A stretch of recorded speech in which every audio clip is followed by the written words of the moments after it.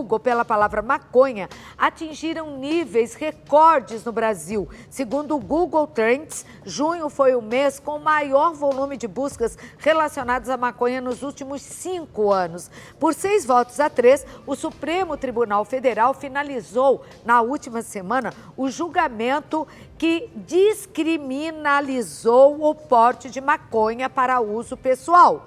Por maioria, o colegiado definiu que será considerado usuário quem adquirir, guardar, depositar ou transportar até 40 gramas de maconha. Ou, ainda mais, 6 plantas fêmeas de cannabis. Eu estou aqui ao lado do delegado Palumbo. O que, como delegado, você achou disso, delegado? Bom dia. Bom dia, é um absurdo completo. Isso vai abrir precedente para soltar milhares de presos que foram pegos com menos de 40 gramas. E mais absurdo ainda, o Conselho Nacional de Justiça estão fazendo um mutirão para analisar esses processos. Então eles vão abrir a porta da cadeia, vai sair milhares de presos. Mas isso é para esvaziar o sistema penitenciário? Que exatamente, cada preso custa em média R$ 2.400. Você põe, claro, menos 100 mil presos, é uma baita de uma economia. E quando o réu está solto, o juiz não tem prazo. O prazo é o prazo da cabeça dele. Quer dizer, até tem, mas eles não cumprem. Então vai soltar um monte de traficante. O que esses ministros não entenderam e não entendem, eu fiz muito trabalho de investigação e prisão de traficantes em porta de biqueira. Você pode ser usuário com um pino, você pode ser traficante com um pino de cocaína, dependendo da circunstância que você foi pego. E você pode ser usuário com 5 quilos de maconha, que se você tem dinheiro, você compra para uso próprio, você é usuária. Quer dizer, não é a quantidade, então, que define quem é usuário e quem é traficante. Não pode ser um critério objetivo, é subjetivo. Eu estou também recebendo aqui no programa, vocês estão vendo, o doutor Gil Ortuzal, que é advogado criminalista. As pessoas não estão entendendo, na verdade, o que pode e o que não pode. O que pode e o que não pode, doutor? Exatamente, viu, Claudete? Hoje existe a descriminalização da maconha, mas em 2006 foi despenalizado. Já era o usuário de droga, né? Com a lei da droga. Sim, mas aquela não estava tão clara, que foi uma lei do governo Lula, não foi? Em 2006. Exatamente. E que agora foi reforçada com uma coisa mais clara. Descriminalizou.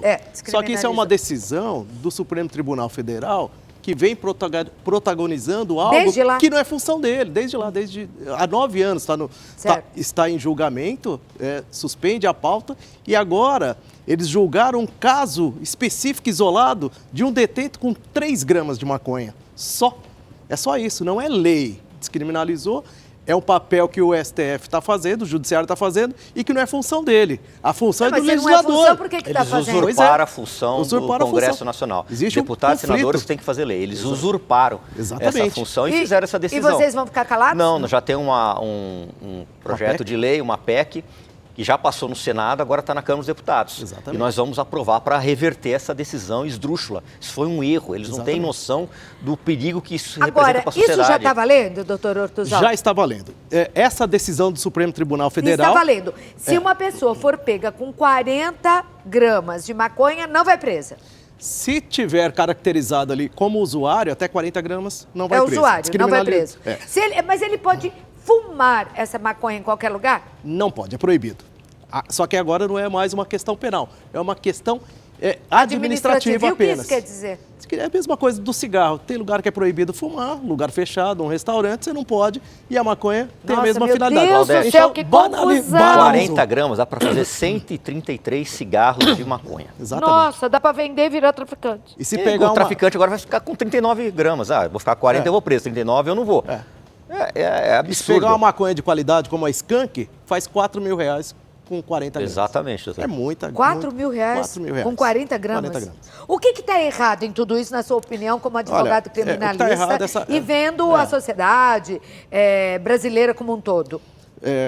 Claudete, eu entendo, mesmo como criminalista, eu entendo que existe um problema de saúde pública, muito importante, um problema estrutural dentro dos poderes. O critério para que se proibisse, descriminalizasse a maconha e qualquer outro tipo de droga, como o ministro Toffoli e o Gilmar Mendes desejariam, para todos os tipos de drogas, mas foi agora restrito apenas à maconha, não compete ao Supremo. A decisão deles vai ser usada por nós, advogados, como uma jurisprudência, como uma decisão que tem repercussão geral, todos os juízes vão ter que seguir isso. e aí as autoridades não têm mais esse poder. O legislativo, o deputado aqui, melhor do que ninguém... É uma confusão instalada no país. Exatamente isso. Então virou uma bagunça, uma impunidade, uma descriminalização de algo que não compete a eles e que não faz bem para ninguém. E qual o perigo social disso, delegado? Milhares de traficantes nas ruas viciando. Eu tenho um filho de 11 anos, então se ele vê alguém fumando maconha, pai, não deve ser fazer mal, porque todo mundo está usando.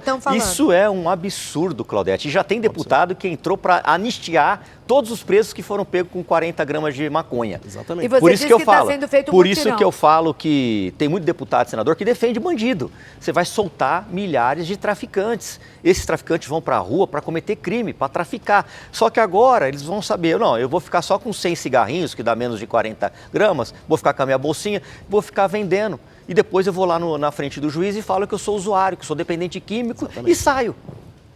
Nossa, está muito difícil essa situação. Que orientação vocês dois poderiam dar aos pais? Que é a minha preocupação, como conversar com os filhos diante disso? Porque, como eu falei, foi a maior busca em 5 anos no Google, foi a palavra maconha. Tá todo mundo querendo saber, agora é livre. E tem os desavisados que falam, não, agora pode fumar onde quiser, posso usar em casa, posso usar aqui e ali, posso plantar maconha. Você já plantou um pé de couve? A couve dá folhinhas. O pezinho cresce, não cresce, doutor? Sim, sim. Claudete, eu penso assim, os pais que estão nos assistindo, explica para o filho que não está liberada a maconha, não pode usar maconha, não se pode fumar em qualquer lugar. E quando a pessoa vai comprar, agora vai falar assim, leva 2 baseados, dá menos de 40 gramas, leva 30 baseados.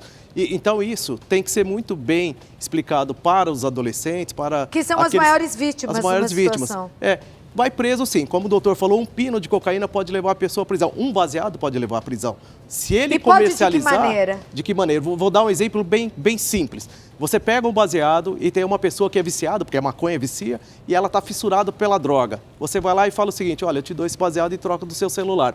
Houve a comercialização. E mesmo que ele cedesse gratuitamente, isso caracteriza como tráfico, pena mínima de 5 anos, se for primário. Eu tenho um caso...